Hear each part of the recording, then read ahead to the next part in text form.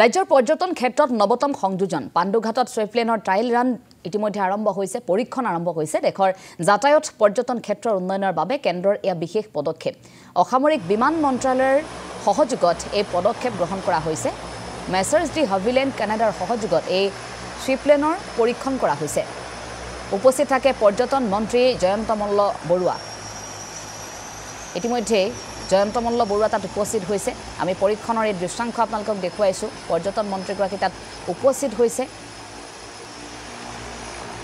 পোনপটীয়াকৈ দৃশ্যাংশ দেখুৱাইছো অসামৰিক বিমান মন্ত্ৰালয়ৰ সহযোগত এই পদক্ষেপটো গ্ৰহণ কৰা হৈছে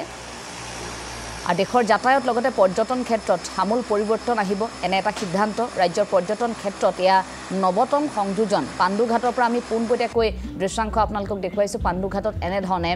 ছুইফ্টলেনৰ ট্ৰায়েল ৰান দেশৰ যাতায়াত পৰ্যটনৰ ক্ষেত্ৰত উন্নয়নৰ বাবে কেন্দ্ৰৰ এটা বিশেষ পদক্ষেপ অসামৰিক বিমান মন্ত্ৰালয়ৰ সহযোগত এই পদক্ষেপ গ্ৰহণ কৰা হৈছে মেছাৰ্ছ ডি হাভিলেণ্ড কানাডাৰ সহযোগত এই ছুইফ্টলেনৰ পৰীক্ষণ কৰা হৈছে উপস্থিত থাকে পৰ্যটন মন্ত্ৰী জয়ন্ত মল্ল বৰুৱা পোনপটীয়াকৈ দৃশ্যাংশ দেখুৱাইছো ছুইফ্টলেনৰ পৰীক্ষণ কৰি থকা হৈছে এয়া পৰ্যটন ক্ষেত্ৰত এক নৱতম সংযোজন ৰাজ্যৰ পৰ্যটন ক্ষেত্ৰৰ বাবে এটা ভাল খবৰ বুলিয়ে ক'ব লাগিব পাণ্ডুঘাটত এয়া ট্ৰায়েল ৰান আৰম্ভ হৈছে অৰ্থাৎ পৰীক্ষণ আৰম্ভ হৈছে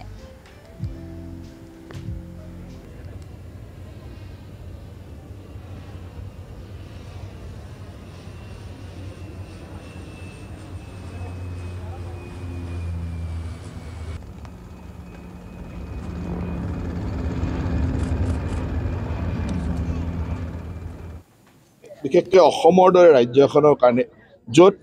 যথেষ্ট পৰিমাণে ৱাটাৰ বডি আছে আৰু প্ৰত্যেক টুৰিষ্ট ডেষ্টিনেশ্যনৰ ওচৰত খুব সুন্দৰ সুন্দৰ ৱাটাৰ বডি আছে আৰু সেইকাৰণে মই ভাবোঁ যে অসমত ছুইফ্টলেনৰ ছাকচেছফুল হোৱাটো অসমৰ ভৱিষ্যতৰ পৰ্যটন উদ্যোগ আৰু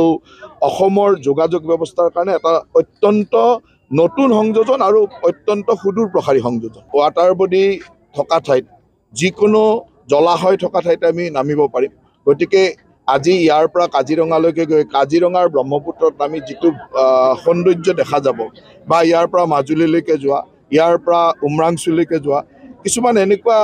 ডেষ্টিনেশ্যন অসমত আছে যিবিলাকে এনেকুৱা ধৰণৰ জলাশয়ৰ পাৰতে আছে আৰু জলাশয়ৰ জৰিয়তে যদি আমি যোগাযোগ কৰিব পাৰোঁ কাৰণ ইয়াৰ পৰা কাজিৰঙালৈ হয়তো 15-20 মিনিটতে পাব ইয়াৰ পৰা উমৰাংচু আধা ঘণ্টাৰ ভিতৰত পাব গতিকে ইমান কম সময়ৰ যোগাযোগ আৰু ক'ব গ'লে অন্যান্য বাহনতকৈ খৰচো কমিব গতিকে মই ভাবোঁ যে ইয়াৰ সংযোজনে অসমৰ পৰ্যটন ক্ষেত্ৰত এটা আমূল পৰিৱৰ্তন আনিব কাৰণে ইয়াত আজি পৰীক্ষামূলক মানে লেণ্ডিং হ'ল তাৰপিছত সকলো ঠাইতে পৰীক্ষামূলক লেণ্ডিং হ'ব আৰু মই সেইকাৰণে কৈছোঁ যে ইয়াক অপাৰেশ্যনেল কৰালৈকে আমাক 6 মাহ এবছৰ লাগিব হয়তো তাতকৈ অলপ বেছিও লাগিব পাৰে কিন্তু আমি এতিয়াৰ পৰা আৰম্ভ হ'ল আমাৰ কাম গতিকে আমি কাম আৰম্ভ কৰিলোঁ লাহে লাহে এই কামটো চলি থাকিব গোটেই পৰীক্ষামূলক লেণ্ডিং সকলো ঠাইত হোৱাৰ পিছত আমি কেনেকৈ চলাব পাৰোঁ সেই কথাটো চিন্তা কৰিম